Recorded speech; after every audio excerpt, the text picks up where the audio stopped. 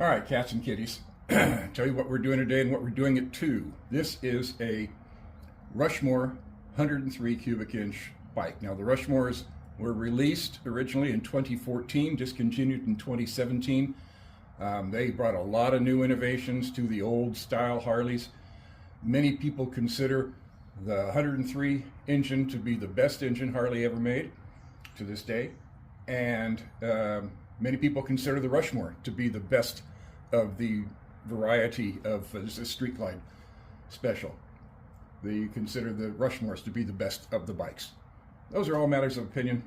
We're not going to get into that. What we have going on today, this bike has low miles, but it gets ridden hard. Really hard, rapid acceleration, super aggressive downshifting, deceleration. A lot of on and off the throttle, real hard, real hard, real hard. All right, so in the past 500,000 miles, the owner says there's a new, very subtle sound, almost a feel, but a sound and a feel, coming out, going slow, second gear going to come to a stop, pull in the clutch, and a kind of a spongy sound feeling going on for a couple of seconds, primarily when the bike is cold. So, and there's nothing seems to be wrong. The bike is running great. It's shifting great. It's doing everything it's supposed to be doing. But the owner doesn't want it to go grenade. So it's time to take a look at everything. From the riding hard part, it points to the primary case. Inside of here is where we're probably going to find the culprit. And when we get in there, I'll explain what that's all about. So the primary cover, this big chrome guy here, that's got to come off. To take this cover off, we have to drain the fluid right here, and I'll show you all these steps. We have to drain the fluid right there. It's a bit more than a quart, probably 38 ounces. Possibly, now this bike doesn't have buddy pegs on it, they've been removed. But depending on the style of buddy pegs, those might have to come off as well. Some do, some don't. You'll find out. The footrest has to come off, that's 2 bolts.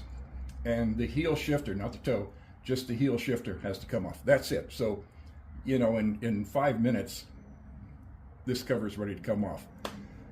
5 minutes after you do the oil drain. So we'll get into that. Okay, we're going to drain the primary. We're going to use the primary plug right down here. 5/8 closed wrench, but all snap-on tools. I bought these when I was 18 years old. Still look new as can be. Buy good stuff. So 5/8, just like that. Now you're going to get, if it was filled properly, you're going to get 38 ounces out of here. And here's the important thing to remember about this operation. If you're just doing a traditional oil change on your primary, it's going to be 38 ounces of fluid. Once we pull this cover, there's going to be more fluid inside the cover. And so the total then, when we refill it, the total then is 44 ounces. I have to check the book. It might be 45, but it's 44. So that's important to know, because you don't want to say, well, I always put 38 ounces in, so I'm going to put 38 ounces in. Not once you pull the cover. You've got to put more in there, because we're going to completely drain it. And you're going to see that when I pull the cover, there's going to be more fluid in there. So right now, and it doesn't matter whether it's the gear oil or it's the 2050 Sin, it's still going to be 38 ounces coming out right now on this stage of things. It's cold and my hands hurt.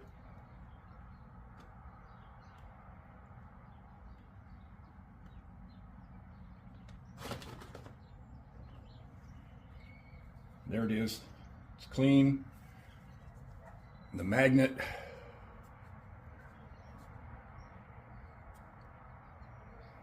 very little debris on there, acceptable level of debris on there, no chunks. Clean it up and it's clean just like that. No chunks, that's important to see. And I wouldn't expect any, because the bike isn't making any of the thunking sounds. You're going to hear the thunking sounds 2 times, generally, if you got a real disaster inside there. When you start it, it's going to rattle around like a tin can, like you got a bolt in a tin can. and when you shut it down, it's going to thunk. So the bike isn't doing either of those things. If it were doing either of those things, I would expect to see a chunk of metal on here.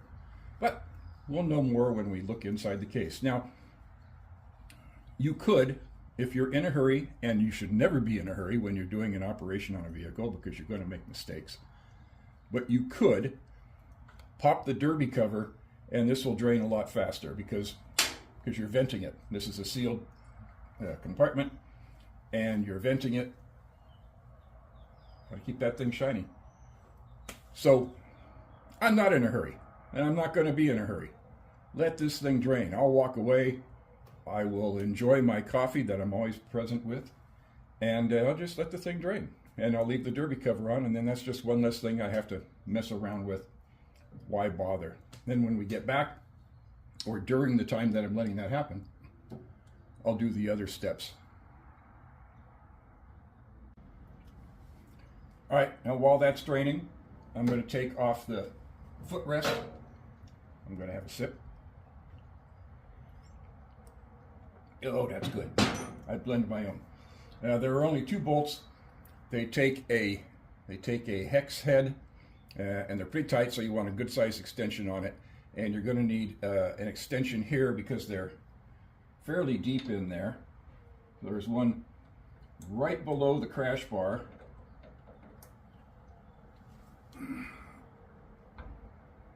Oh, that's a honker.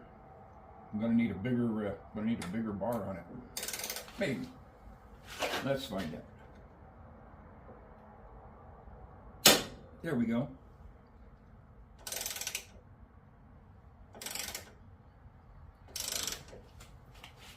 40-year-old snap-on wrench still does the job.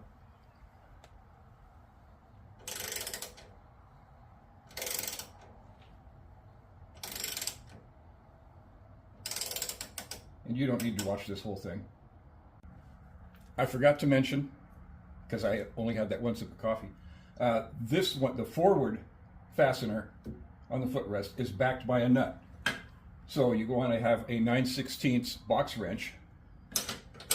Just it's that easy to get to. And there you go, just to hold that nut.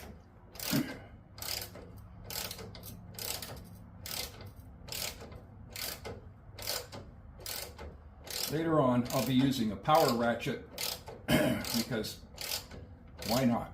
You know, those things are so cheap now, there's no reason not to have one of those in your little toolbox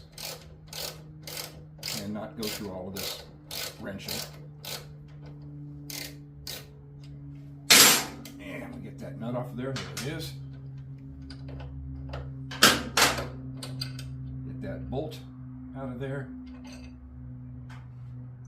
Put them back together.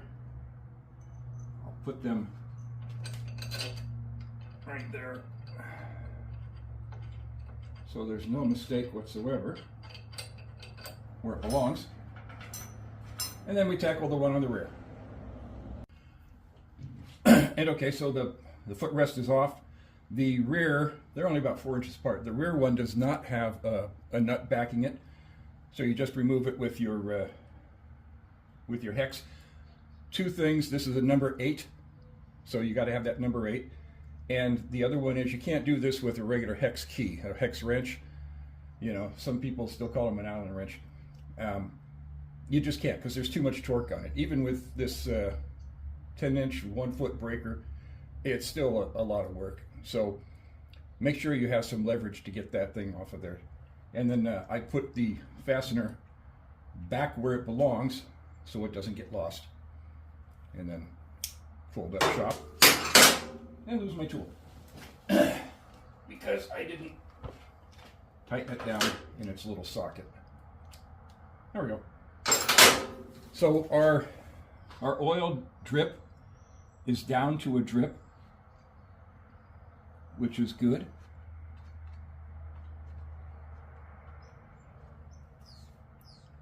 And pretty soon it will stop and we'll be ready to go on with the removing the case. The next step is to remove the heel shifter. All right, we're going to take off the heel shifter, and anytime you're taking off the shifter for any procedure, you want to index it because you don't know where you're going to put it back on. The shaft is splined, and this shifter, right now it looks to be perfectly horizontal, but who knows how the bike's going to be sitting when it goes back on. And you might be up, you might be down, it's going to be irritating. So you take your magic marker and you just draw a line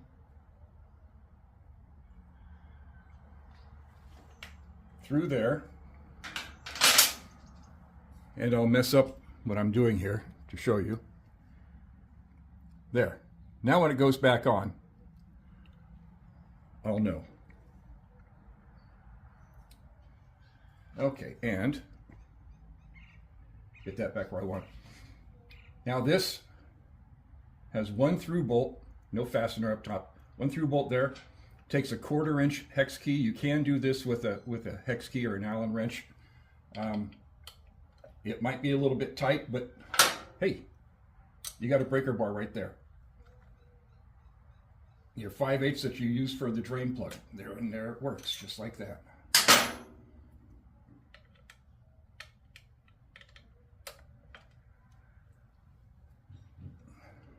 Now, you don't have to remove this all the way. Normally, you don't have to remove it all the way.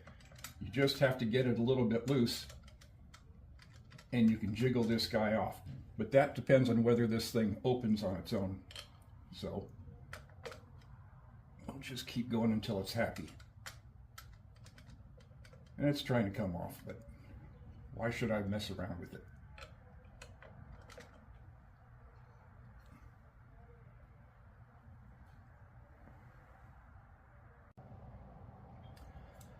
Now, with the heel shifter off, there's nothing in the way. When it comes time, I'll pull the kickstand out of the way too.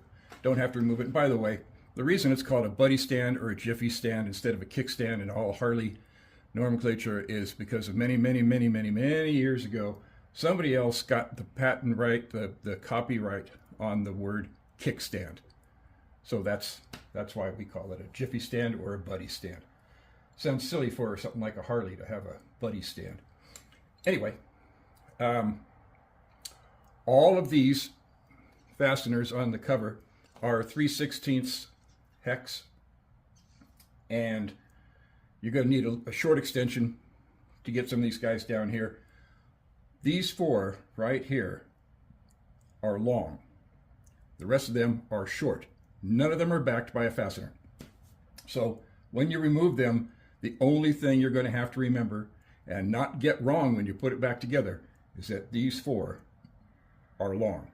Now, I am not going to back them out all the way and remove the cover because I don't have a big drain pan. I've got this one.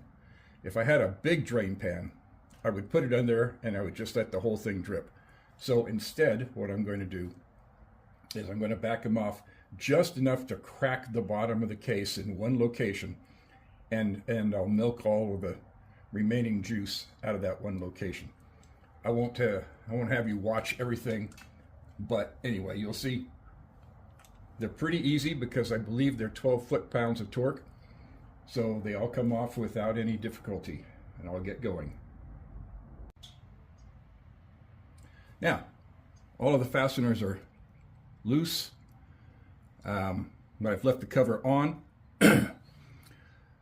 Now, once you're ready, this cover should just come right off in your hands because there's no sealant used unless some Yahoo dimwit worked on your bike before and put some Gorilla Glue on there or who knows what for the gasket. The gasket goes on clean and dry. And since this bike is low mileage, I assume the cover has never been removed, so this is a factory job and should pop off. And I think that is the case because now that I've cracked it just a little, I'm getting that slow drip that I want right down here. I didn't have to do anything to it. I tapped it very lightly with a rubber mallet, pop, pop like that, soft rubber mallet, and I'm getting a nice slow drip. And I'm just going to let this thing drip. It's a drizzly day outside. I'm not going anywhere. I'm not doing anything. I'm not in a hurry.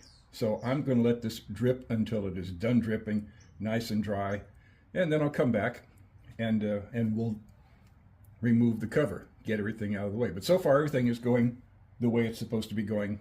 I'm happy with how it looks. Now, all the dripping has stopped, so there's still going to be a little bit in there, but you know, you could do this. You can just pull it off, make the mess, or maybe you have the big rectangular pan, the low pan Harley sells for like 50 bucks. Do it any way you like. I just don't like to make a mess because I'm really terrible about cleaning up a mess. So if I don't make one in the first place, I'm better off. So now it's time to remove all of these little bolts here and see what we have inside. Now there are, I believe, 16 of these all the way around. And normally if you're working on something like this, you're going to get a piece of cardboard and you're going to draw an outline.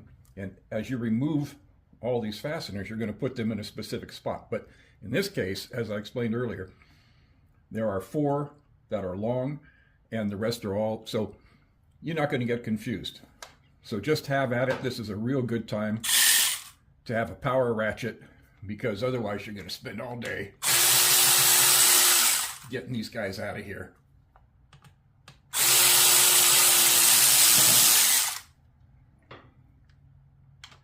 And you want to have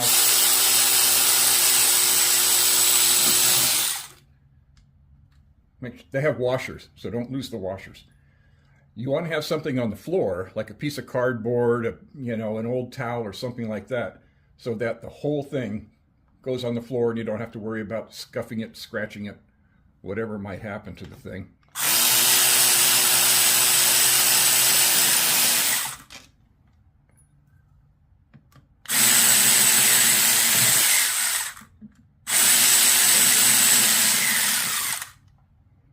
Being kind of careful here.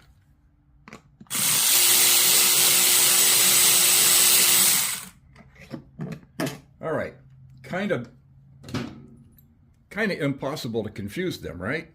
So don't be confused about that.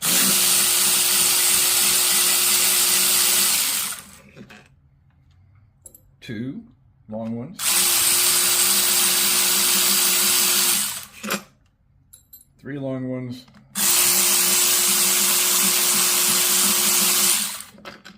And 4.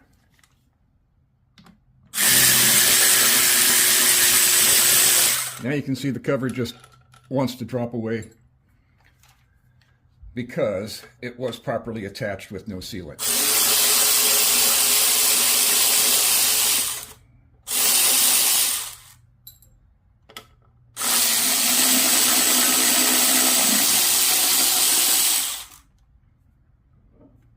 Getting a little goop out of there, not very much.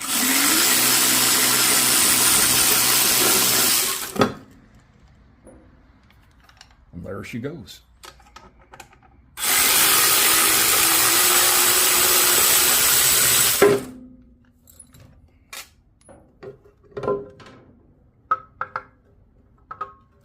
So, I did get most of it. There's almost nothing left in there. Beautiful. And there are no chunks so far. Haven't looked in the second portion of the case, but there's nothing in here that looks bad at all. No shavings. I didn't expect to see any because, again, this hasn't been making noise. Gasket is a throwaway. You're not going to use this again unless you want to have leaks. So that's a throwaway. They're about $20 at your Harley store.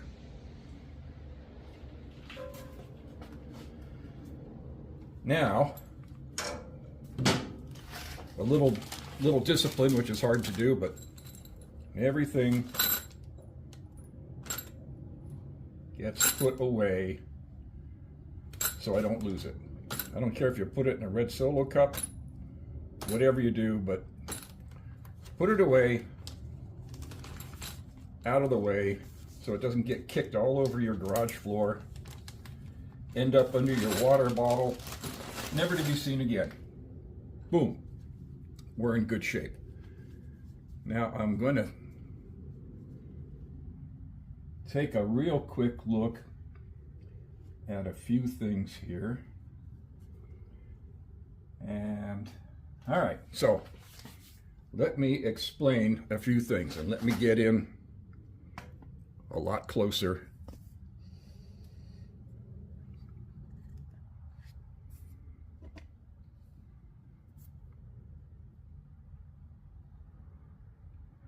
All right, there are really three things going on in here. Well, let's go over all of them because there are 5 things going on.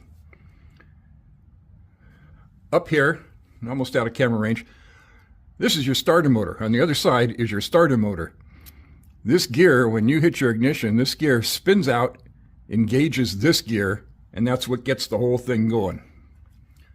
Big deal.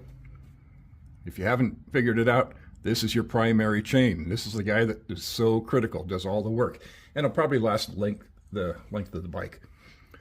This is your clutch pack right here. It has all your different clutch plates inside of it. When you squeeze your clutch handle, this thing comes out and releases them so they're not pressed up against each other and engaged. This is your automatic chain tensioner. We're going to talk a lot about this rascal. This is your automatic chain tensioner, because you can't have this chain all slopping around. In the old days, you'd open a case like this and you would see it's all eaten away because the chain's flapping around in there. This is your compensator. I'm going to talk a lot about the compensator. That's it for going on in here. So this shaft right here is the shaft that's connected to your 2 pistons. This is the motor, the engine right here. This goes around and around, drives the chain. This shaft right here is your main transmission shaft. It's actually, this isn't particularly, but it is back there. So that's your main transmission shaft. So your engine spins around, spins this around, clutch engages, gears on the other side go da-da-da, and they drive your belt or your chain. What do you got in this case? Because it is a later model, it's a belt.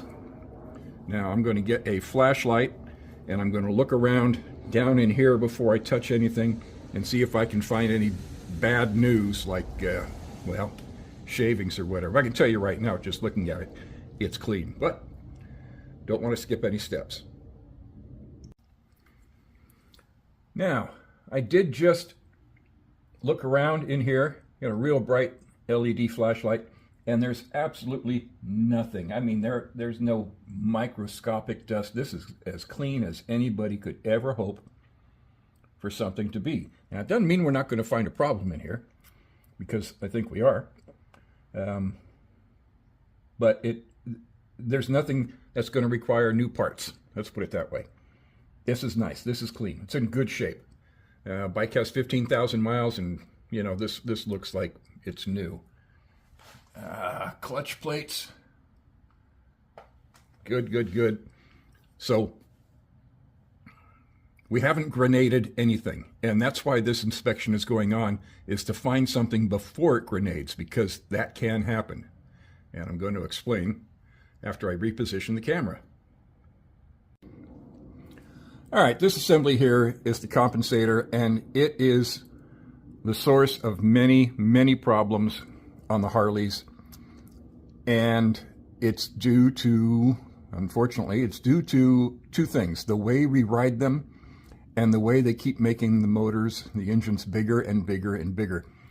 This is a Screaming Eagle, and it has been a Screaming Eagle since, I don't know, 2013 or something like that. The old ones were, you know, particularly back in 06, 07, they were real junk, didn't hold up at all. What's going on here is it's basically a shock absorber. This big piece of metal with these 3 cams is not mechanically connected to this outer piece, and it is connected to the main shaft. So it spins with that. As you accelerate the bike, there's a lot of spring pressure on this and on this. They want to be tight together, but they're not hard linked together. So this piece can slide up this cam, And as you really wick it on hard, this whole part here, this 3-point cam, will rotate a little faster than this. This will slide up here, and it will take some of the shock of that heavy acceleration. And it does a pretty good job. It does it on reverse as well. It will come up this direction on reverse. So what we're looking for here are signs of abnormal wear, and this looks real good. All the little casting pores look the same. This has not taken a big beating. So it doesn't need to be replaced, and that's good because it's about $500 and a fair amount of labor. You can do it at home, but it's a fair amount of labor. This is the spring set back here, and if it had really gone bad, we'd be hearing all kinds of clanking and noises, probably find some debris down here. So there's nothing going on here for us to worry about. The compensator is working, but here's the problem, and here's why it's such a big source of issues. Believe it or not, these bikes are not designed to be ridden hard. They're highway cruisers. They have a lot of horsepower, so you can pass and do all that stuff, but they're really not supposed to be ridden as hard as they do get ridden. And as you wick it on and you come off it, you're climbing around on this compensator, and it will get so worn, and it will fail. And then you got all kinds of issues. You're transferring all the power from this shaft right here, from the engine. You're transferring all that power back here, and it's just a lot. So you need a shock absorber right here, and that's what the compensator does. It compensates for the pulses of the engine. When that spark plug fires, hits that thing, it hits it hard, particularly when you're doing slower end, you know, you're down around whatever, 2,000 RPM, and then you really honk on it. You're putting a lot of torque on that thing, and this guy's really going to work. So you can spend a lot more on later aftermarket compensators. You can get way up there in the expense. And these lobes are taller so that it has more travel. Some guys eliminate this entirely. They just put a hard sprocket set in there.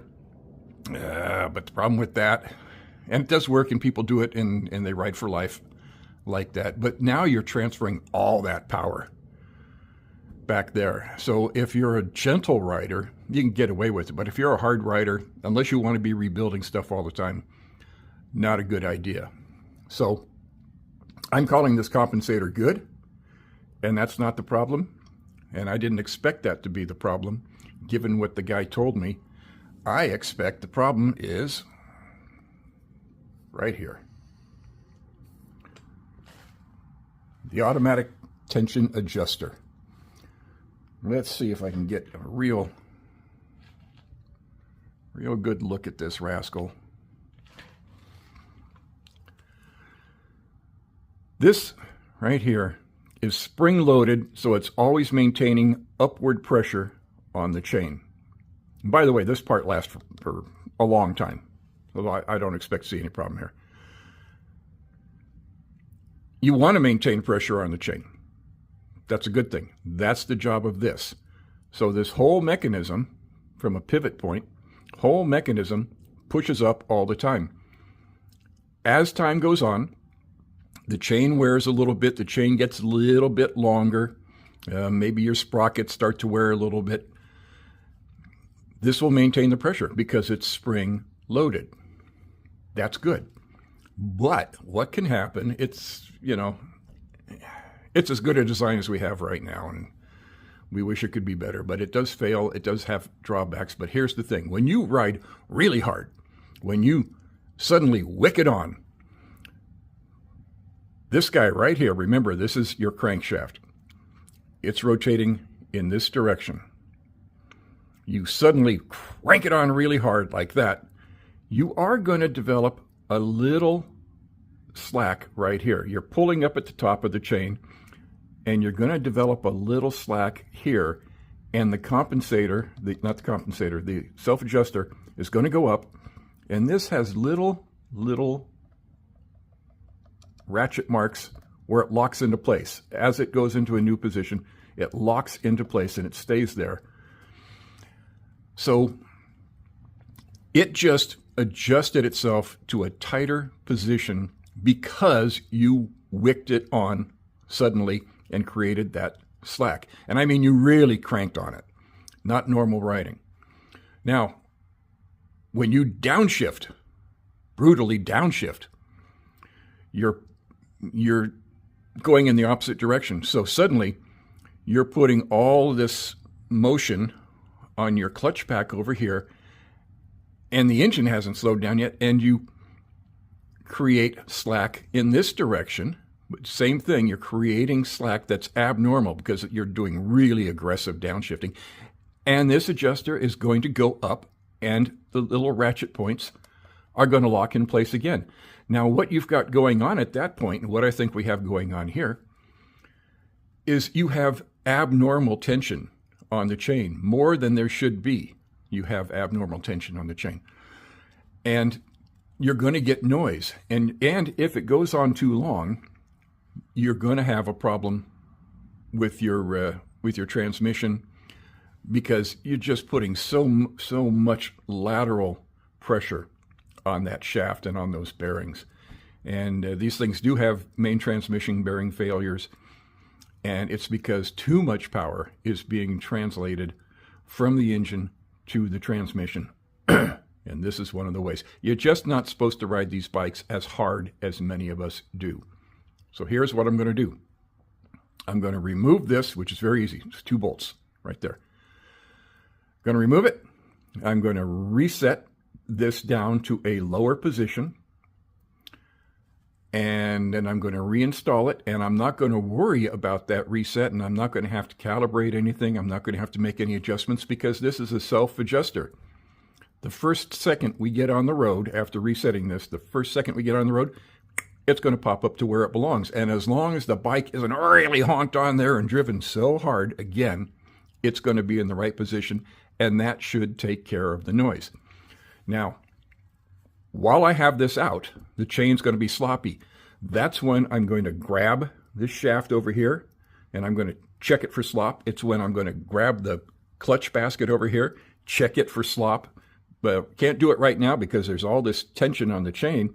Nothing will move. But once I get this out of the way, it'll be a different situation. So there's going to be a trick that I show you to removing one of these without ending up going, oh, Jesus, wish I hadn't done that. So it's not a big deal, but it's something you want to know about. Let me get set up. Now, here's the thing. If I just undo these 2 bolts and pull this out right now, the whole thing, the springs are going to get all excited, and the whole thing's going to go up like that. It can be recompressed, but it's a bugger to do it. So what you want to do is get a good tie wrap, good sized tie wrap. And this one's a little bigger than it needs to be, but a good sized tie wrap. And you want to find a soft but strong device. It's thin. Look around your toolbox. You don't want to use a screwdriver. Because you don't want to bugger this nylon. You don't want to bugger this chain. But what you have to do is you have to lift the chain like that, enough that you can get this tie wrap going.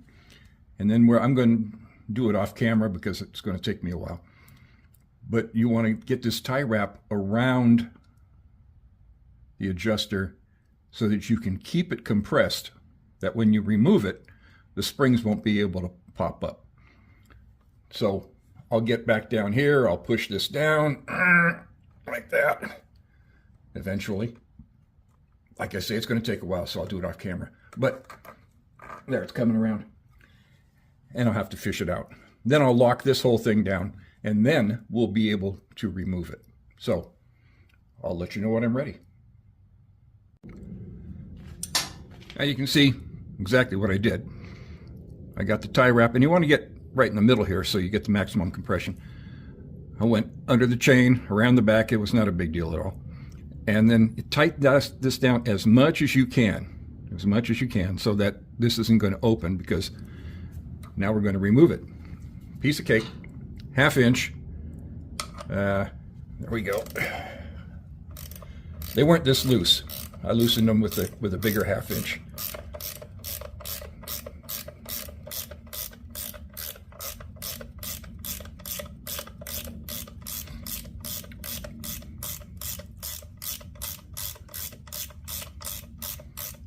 And hopefully I'm not going to forget, because I want to explain to you why these things are happening to people. They don't understand why they're transmission grenades and suddenly they're out thousands of dollars. And there's a real simple reason. It's a fairly long bolt.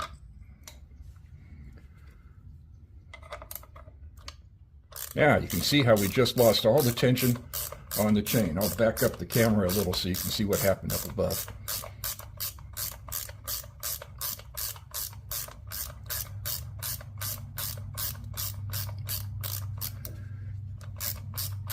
Rags are your friend. I love rags. And they sell bundles of rags at the car parts store so cheap now, there's no excuse to not have a whole bunch of them. And out she comes, just like that. We'll look at this in detail later. I want to show you the chain right now, once I get my greasy fingers squared away. And we're back out.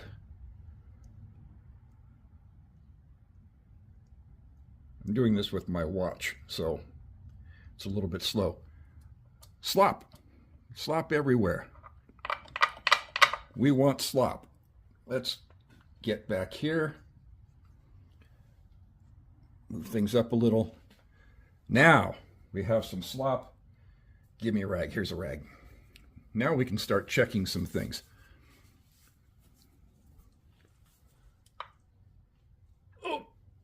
Okay. So here's what I need to explain now before I forget it. Particularly the compensator. All of this was made for the 103. Again, a lot of people think the 103 is the height of the perfect engine that Harley has come up with. Well, now we're into, and this is maybe, this bike has stage 1 upgrade, so it's maybe 92 horsepower. Now we're up to 130 horsepower with the same metal. This is the same part on the 107, the 110, and da-da-da, all on up. It was designed for this engine, this size, this horsepower. They're putting them on much stronger engines, and it's tearing up the transmission shaft right here. It's taking, what, another 30-40% amount of power that it was designed for, translating it over here. Now this shaft goes, like 14 inches down the other side.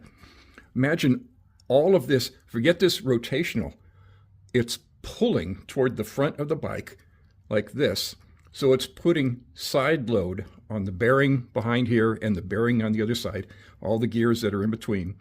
And it's wearing the hell out of those bearings. And then boom, your transmission grenades, and that's all. So if you've got a heavier horsepower engine and you honk on it, and you honk on it, and you honk on it, you just keep grinding this bike, you're going to blow up your transmission. It's not built for that.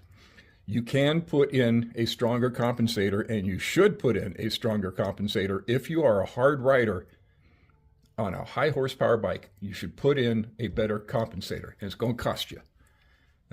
If you don't do the work yourself, you should figure, I don't know, $1,000. But it'll keep you from, well, hopefully, it'll keep you from destroying your transmission. The right thing to do is just don't ride the bike like a maniac. It's a highway cruiser. That's what it's supposed to do. So you want to check both of these shafts for any angular play like that. And really, if it had something going on, you could feel it. And this isn't going anywhere at all. Nowhere. Not even a little bit. No in and out thrust bearing effect like that. That rascal is on there. And this one, which is the crankshaft. Boy, if we had a crankshaft problem, but you can't, even in machining, even when it's made, this shaft is machined all the way through. And it can be off center a tiny, tiny bit, thousandths of an inch or whatever. And over time, that adds up. But I didn't expect to find anything here, and I didn't find anything here, which is great. That's, like I said, I'm blaming everything on the tensioner, and so that's what we're going to look at now. I want to show you something. I was just cleaning this up. So I wiped that off. You see how clean that is. This one, see that? That's okay. That's coming off your clutches, off your clutch plates, and those are a replaceable item. It's a wear item, and they're going to generate some dust. But that's also why you want to change your oil as often as you're supposed to, and by that I mean twice a year, unless you ride a lot. And if you ride a lot, then even more. A little bit of wear. Shouldn't quite be this much wear. So that's a sign that this has been working hard. Too much weight, or too much tension on it, like I'm thinking. Now, right here, you can see, come on, get clean. See all these little ridges? As the spring pushes this up away from this base, this slides up and then it locks in place. This part locks in place versus this part puts more permanent tension on the chain, and there's the problem. That's exactly what I expect to find by this teardown, this small teardown. So all we're going to do is we're going to release this, let it come back, and it won't be so tight. And then as soon as it's ridden, the slop in the chain will and put this back where it belongs. And I think that's going to take care of everything, all the concerns with this bike. I'm going to spray this with some carburetor cleaner. As long as I'm in here, I might as well get things a little clean. What the heck, why not? Dust is still dust. It's an abrasive, you know, it's how they make sandpaper. So clean is good, especially when you're considering the high cost of doing any kind of repairs on these bikes. So I like carburetor cleaner, mass airflow sensor cleaner, anything that's like this. You can just spray it safely. It doesn't hurt paint, although don't get crazy about it. It doesn't hurt paint. It evaporates very quickly. It cleans without having to do any work. I mean, you know, this was 5 seconds and it's just super clean. It gets into everything, and then it just dries off and Bob's your uncle, as they say over across the pond. So mass airflow sensor, carburetor cleaner. I don't believe in using brake cleaner. Some people do use brake cleaner. Brake cleaner can do some paint damage. Depends on the paint job, but I don't see any reason to even risk it. This stuff works, and all the stores carry it. So do your cleaning with something like that. All right, I'm not sure I can do this with a good enough angle for the camera. So this has probably only jumped up 1 notch. I doubt it's jumped up 2, but it's probably jumped up 1.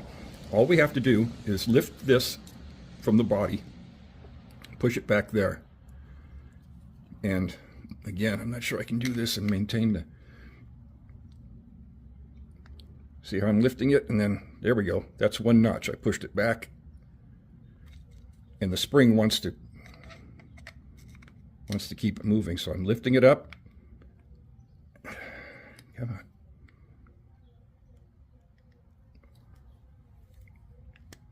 There we go. That's 1 notch. There's 2 notches. Tighten the nylon to keep it in place a little more. Yeah, we've come back 2 notches, which is darn near brand new. See if I can get 3. I'm going to stop this because I need to set it down to do it. And I got it back 2 notches, which I think is as close to original as is possible. So now I just have to put this back where it belongs and bolt it down. And I'm going to tell you something about bolting. Buy a doggone torque wrench. They don't cost a lot. A lot of people went to a lot of thousands of hours of engineering school to do a lot of design work, do a lot of calculations to get everything right. And you don't want to guess. These bikes are really sophisticated. You don't want to guess. I'm going to put the upper one in first because it's giving me a little grief. Because again, I'm working against the tension of the chain. And I can't quite see in there. So use a torque wrench. Why not? I need a flashlight so I can see where I'm missing the hole.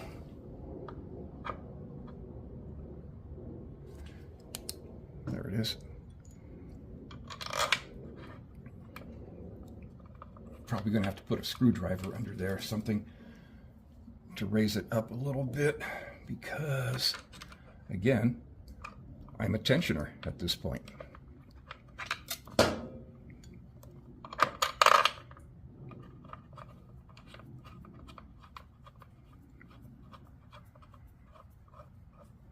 Do.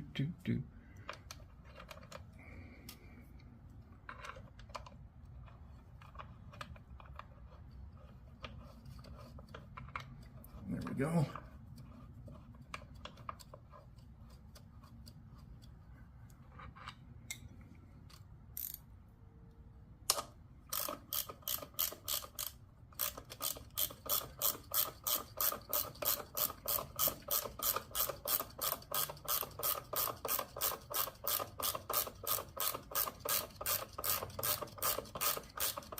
Could have used my power ratchet. Coulda, shoulda.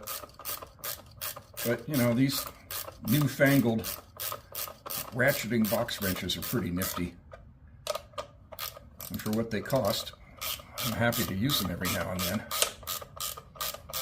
Get my money out of the darn things.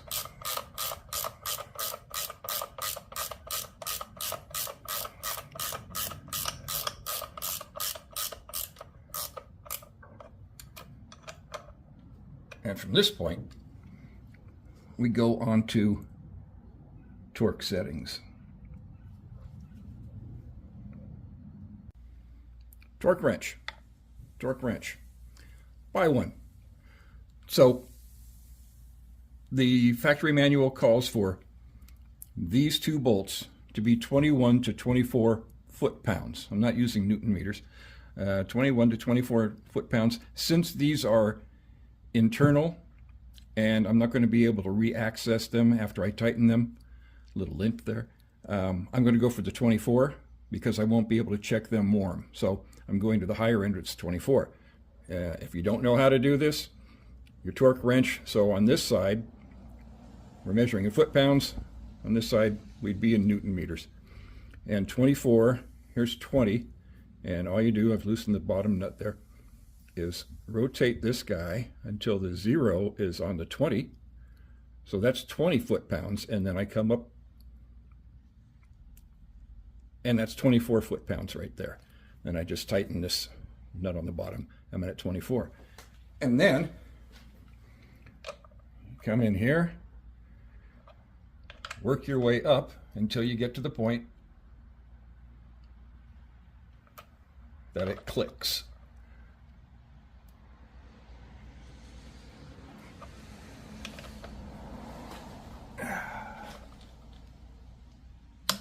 Click, click. Don't give it a little extra for good luck. Trust in your torque wrench. Click, click. That's it. That's 24 foot-pounds right there. Period. Don't overthink it. Do buy a torque wrench. I have 3 of them, different lengths, different sizes. They're important. You'll see that I removed the nylon wrap. The tension is on the chain. We're in pretty good shape here. ready to button this thing back up. I wanted to continue a little bit on how you grenade a bike. Another consideration is riding two up. So, you know, you've got a, let's say you got a big bagger with a tour pack, and you put a passenger on the back, 130, so let's call it 150 pounds more. This thing is tied to, on the other side of this is your belt. This thing is reluctant to move 1,000 pounds. This thing is trying as hard as it can to move 1,000 pounds. All that strain is going on your compensator, all that strain is going on your tensioner, all that strain is going on your chain. Your chain's going to be fine. It's going into Clutchpack, it's going on the actual, it's AX, actual direction of your transmission shaft. That's a lot. It's asking a bunch. It's fine if you get on a highway, you just cruise along. But if you're really grabbing this thing and you're spinning that throttle, you're putting so much lateral pressure on this engine. It's just not made to survive that kind of stuff. And they blow up. So you don't want to do that. It's expensive. That's that's it. Here's a close-up. I think I relieved this about 2 notches, maybe even 3 from where it was before. And see, that's a good amount of slop. Should be about half that. Like I say, as soon as it gets on the road and this gets relieved a little bit, that'll come up and this will reset back to where it's supposed to be, not to where it was. And it will take some of this stress off of this whole drivetrain being pulled like that. And hopefully it will take care of that noise. If that's not it, it means that there's probably damage, wear on the end bearings on the transmission shaft, and that's a big deal. And it doesn't seem like that, and that would also be one of the things where you have to wait for it to get a little worse before it grenades and see. But I think this is going to take care of the situation. So what I'm going to do next is I'm going to get some alcohol, internally hopefully, but also I'm going to get some alcohol or some lacquer thinner or whatever, and a rag, and I'll just wipe down these surfaces so they're really good and dry. And then same thing on the cover. And then I'll put the new gasket on, and I'm going to show you a trick about putting the new gasket on, because it doesn't want to just sit there. Well, it kind of does. This guy right here and this guy right here will kind of hold it in place, but not always. And if not, there's a little trick we can do with some painter's tape that will hold it in place, and I'll show you how that works. So a little bit more later. Let's spend a minute talking about gaskets. You can see what that is, pretty obvious. You have to be careful, because the engines, the motor assemblies, are not all the same. You can't just go online or go to Harley and say, give me a gasket for a 103, 107, whatever like that. There are differences. So, for example, this gasket that you're looking at right here, and the bike we've been looking at, that's a bagger, that's a cruiser. But the 103 engine that you will find on a Softail has a different configuration. So it's 103, but it looks different. So don't just buy according to the engine size. Next thing to know is you can go online, you can go to Amazon, you can go to a few places online, and you can find this gasket for about $20. This gasket, this one right here, is from Harley, and it's $50. Well, I'm not going to tell you one is better than the other, and I'm not going to tell you that one won't work. I will tell you that the Harley gasket has an aluminum layer in the middle. You can just see the shiny metal. So it's 2 pieces of fiber, and then the aluminum in the middle, the metal in the middle. I don't know if the $20 versions have that. Don't know. And I don't know if having that missing will keep it from sealing right. So, you know, you're going to have to make that call. Another thing is, because it does have that metal in it, you have to handle this thing very careful. If you were to bend this and put a kink in it, I'd say it's a fair guess that it's not going to seal properly after that, because it's not going to return to its proper shape. So that's just a little word on gaskets.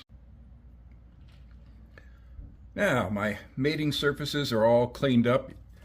You have to get your rag inside of there, to make sure, because you don't want any more oil coming out. Once you get this clean, you want it to stay clean. And there's no surface prep to a gasket like this because there's no sealant on it. But you don't want to contaminate it with oil either. So we use these 2 pins to put it in place. And if it stays, it's going to stay. So that makes my life easy. All I have to do is put the cover on, hold it in place with a couple of fasteners, and not be clumsy about knocking it off. And then I'll be good to go. So I didn't clean these fasteners, which is something I have to do right now. And by clean, I mean just wipe them off with a rag because they have some residue on some of them. Now, I should point out that the factory says, and you can see a different coloring right there, the factory service manual wants Loctite blue, medium Loctite on these. I don't know anybody that does that. I think that's something that they do at the dealer because they don't want the bike coming back, possibly, but I'm not going to do it. We'll just leave it at its torque setting and call that good. And all I need to get the case started is one here and one there, and we'll be good to go.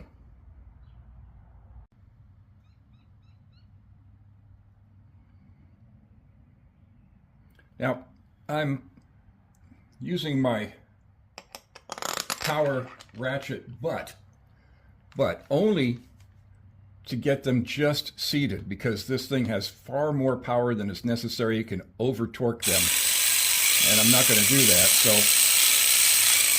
I'm just carefully stopping when they're barely snug. And of course, you always start the first few threads by hand, by finger.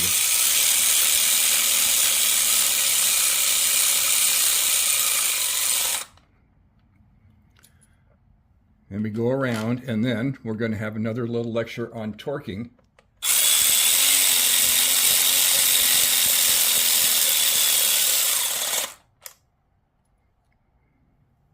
This thing has variable speed, so I can do it slow.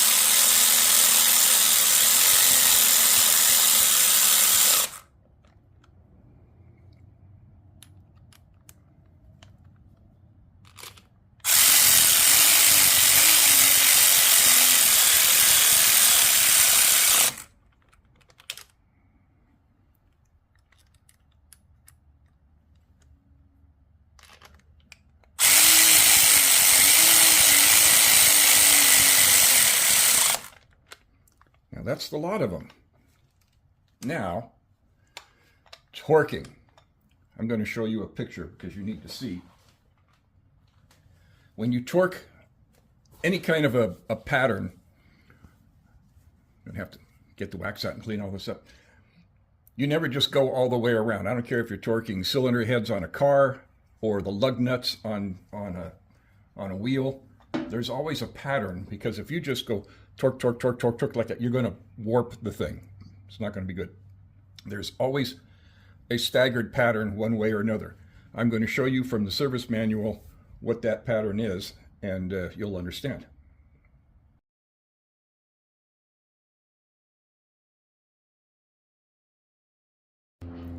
Okay, so now you understand we have a pattern to torque these things to. And torque wrench, the book calls for 12 to 13 foot-pounds, and I'm going to go 12 because in about, well, after maybe a few hundred miles of riding, need to revisit this. You don't need to, but it's a good idea to do it. Revisit this. Give it a few hundred miles of riding, and then when it's warm, come back and check the torque again. Then I'll be happy. That's not something I'm just going to leave alone. But I'm not going to show you torquing all of them because that's just silly.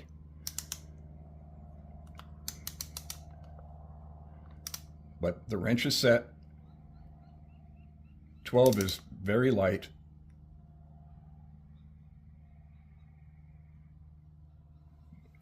What I'm going to do is go around, and I'm not going to follow a particular pattern yet because I'm not taking them all up to torque spec. I'm just getting them better seated.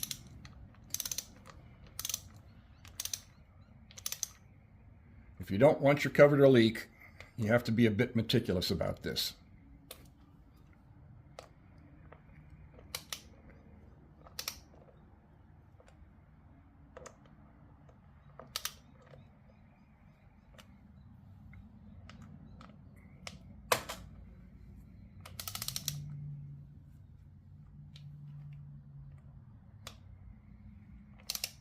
By the way, did I mention that that Harley filter is $50 versus $20? Ooh-wee. Does Harley get people on parts? You know, their spark plugs are made by Champion. And if you you go to the parts store and you buy the Champion spark plug, that's the right application for your bike. It's the exact same plug as what Harley gets you for like triple the price.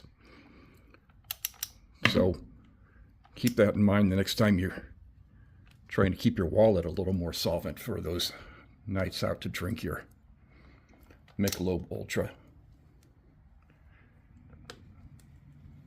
All right, now I'm going to follow the pattern, and I'm not going to tie up the video showing you all of that. I'm going to follow the pattern and torque them all to the right spec. All right, I'm all torqued. So a couple last things before I let you go. Have your Michelob Light. Torque wrenches.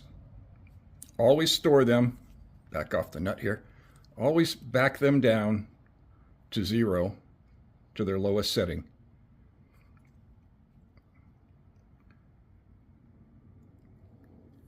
Before you put them away. And the reason is there's a big spring in here, and if you store it under load, you know, you have it set to 50 pounds or something like that, you store it under load, it can get out of calibration. Technically, you should get these recalibrated all the time, but anyway, you're not going to do that. Just store it backed off. So that's it. I'm not going to show you filling the oil.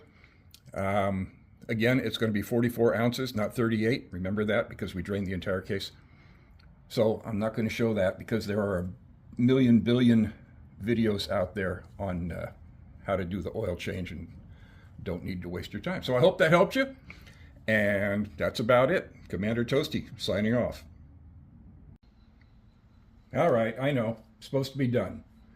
And you're going to say, but you didn't do the footrest and the heel shifter. And I figured I could leave those to you guys and you would be good. However, somebody watched the video and they called foul on me. And they said, no, want to see the whole thing. So I'll show you the whole thing. Here we go. Footrest, there's a helper pin right there. So you start with the rear. All you got to do is get it just barely going.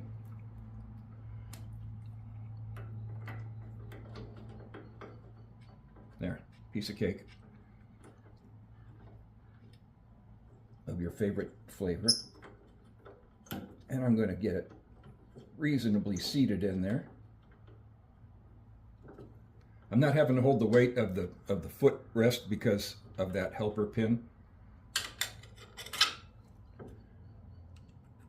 Now remember, the one up front is backed by, it's a nut and bolt. So it goes through there. You can start the nut by hand and find that there's a whole bunch of road dirt back there. Look at that. Man. And I tried to go through this whole thing without my gloves. So I think that was a 9/16. Yes, that's a 9/16. So we got to hold it there.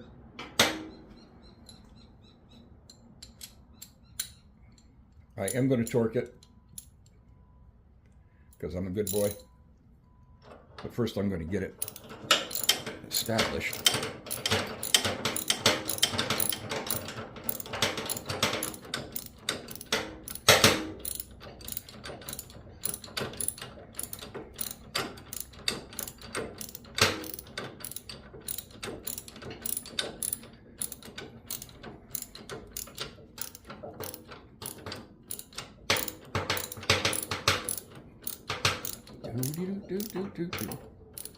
Getting there, getting there.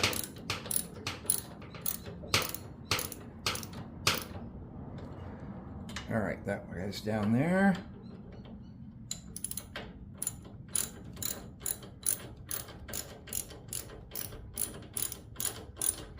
Can't wait to fire this thing up and see how it sounds. I'm putting 2050 synthetic in because it's winter.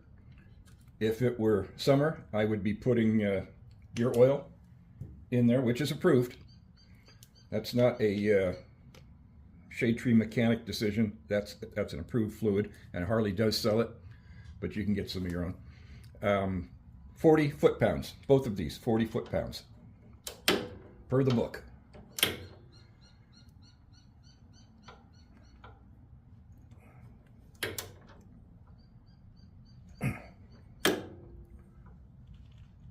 $40 is a lot, but after all, it's got to carry a lot of weight.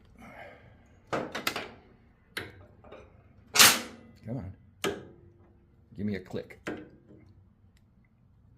This is what happens when you're in close quarters.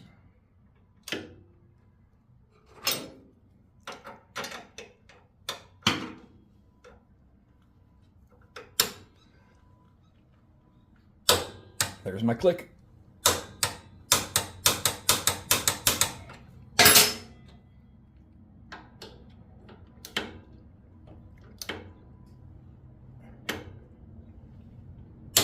Click, click, click. Done. Now, heel shifter. It's called a pinch bolt. And you remember, you can see I indexed that. That'll come off with some solvent. And then I just put this back on, because you know, you ride a bike and you get used to where your foot is, and then you come back and somebody's rebuilt it like that. It's all wrong, and these splines are really fine, so you want to get it right where you left it. That's a little high. That's the guy right there. Push it all the way back. And that should be good to go. And this is not easy to get at, is what it is. This is 10 foot-pounds. Right, I'm sorry, wrong. It's 20 foot-pounds. And what size? Did I already put that one away? Let's get it going with this. Yeah, I already put it away. But anyway, I'll do that off camera. 20 foot-pounds on this guy. Hex wrench. You're good to go. Do your oil. Sayonara.